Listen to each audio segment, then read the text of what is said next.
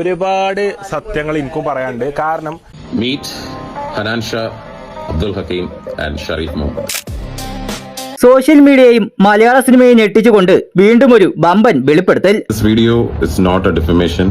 This video talks about serious allegations such as blackmailing, extortion and hawala money transfers.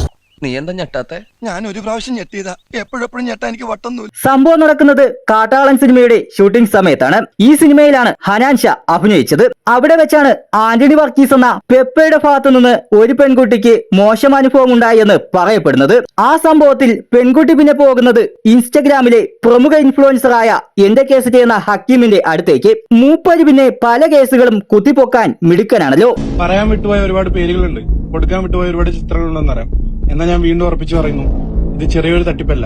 പിന്നീട് ഇദ്ദേഹം പെൺകുട്ടിയെ കൊണ്ട് FIR എഴുതി വാങ്ങിച്ച് അതിന്റെ സ്റ്റോറിയൊക്കെ ഇട്ടിരുന്നു. അങ്ങനെ പെപ്പെ ഇത് കണ്ട് ഒത്തുതീർപ്പിന് വന്നിരുന്നു. ഒന്നും രണ്ടുമല്ല, 25 ലക്ഷം തട്ടിയെടുത്തു എന്നാണ് പറയുന്നത്. എന്നാൽ ഈ പണമെല്ലാം പോയത് ഹനാൻ ഷാ സുഹൃത്തിന്റെ അക്കൗണ്ടിലേക്ക്. ഒരിക്കലും ഞാൻ ഇവന് ഒത്തു കളിക്കില്ല.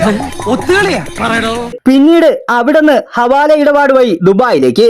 പിന്നെ ഈ പറയുന്ന മാന്യൻ ആളത്ര വെടുപ്പൊന്നുമല്ല. പല തട്ടിപ്പ് കേസ്, പെണ്ണ് കേസ് എന്നു തുടങ്ങി പലതും സോഷ്യൽ മീഡിയയിൽ പ്രചരിച്ചതാണ്. അതുകൊണ്ട് തന്നെ കേട്ടപാടെ ആരും അങ്ങനെ വിശ്വസിക്കേണ്ട. ഇനി ഇത് സത്യമാണോ കളവാണോ എന്ന് ഹനാൻ തന്നെ തെളിയിക്കട്ടെ.